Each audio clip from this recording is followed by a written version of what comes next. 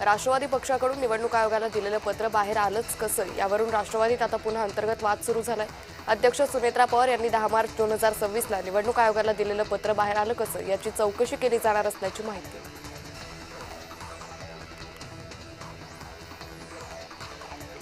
भाजपच्या 6 एप्रिल या स्थापना दिनी पक्षाची सर्व राज्यातली कार्यालय सजवली जाणार आहेत अशी माहिती केशव उपाध्याय यांनी दिली।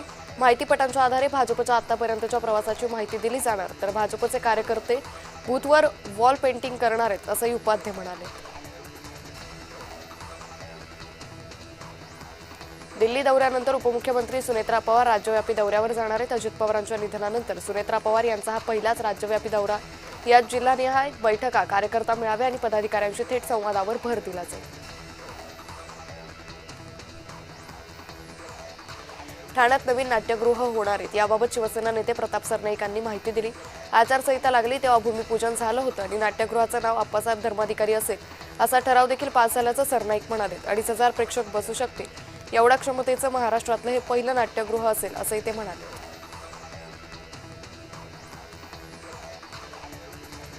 कोल्हापूरच्या जिल्हाधिकारी, महापालिका आयुक्त आणि झेडपीच्या सीईओंच्या एकाच वेळी बदल्या झाल्यात।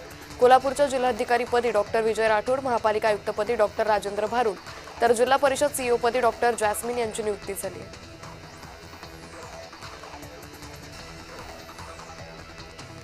बच्चू कडू यांच्यावर भाजप आमदार प्रवीण तायडे यांचे बंधू अभिजित तायडे यांचा खुनाचा कट रचल्याचा आरोप करण्यात आलाय।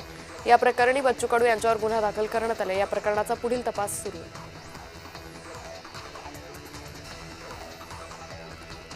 केंद्रीय मत्स्य व्यवसाय मंत्री राजीव रंजन सिंग यांच्याशी मंत्री नितेश राणेंनी दूरध्वनीवरून चर्चा केली।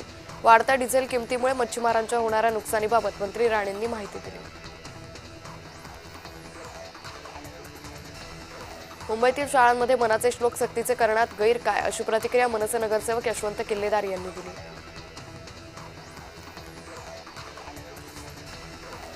बुवाबाजीच्या प्रकरणावरून 39 आमदारांनी राजीनामा द्यावा अशी मागणी शेतकरी नेते डॉक्टर अजित नवले यांनी केली। मोंदू अशोक खरात प्रकरणात आमदार सहभागी असल्याचा आरोप त्यांनी केला।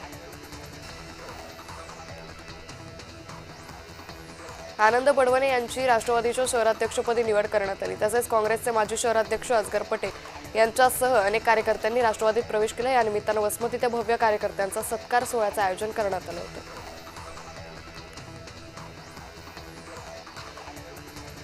मुस्लिम समाजाला शिक्षणात दिलं जाणारं 5% आरक्षण का रद्द केलं, असा सवाल उच्च न्यायालयानं सरकारला विचारला।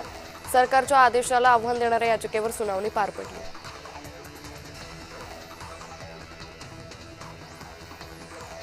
संभाजीनगरमध्ये प्रशासकीय व्यवस्थेत मोठे फेरबदल झाले। जिल्हाधिकारी, जिल्हा परिषद मुख्य कार्यकारी अधिकाऱ्यांसह महापालिका आयुक्तांची बदली झाली आहे। कोल्हापूरचे जिल्हाधिकारी अमोल येडगे यांची आता छत्रपती संभाजीनगर महापालिका आयुक्तपदी नियुक्ती करण्यात आली।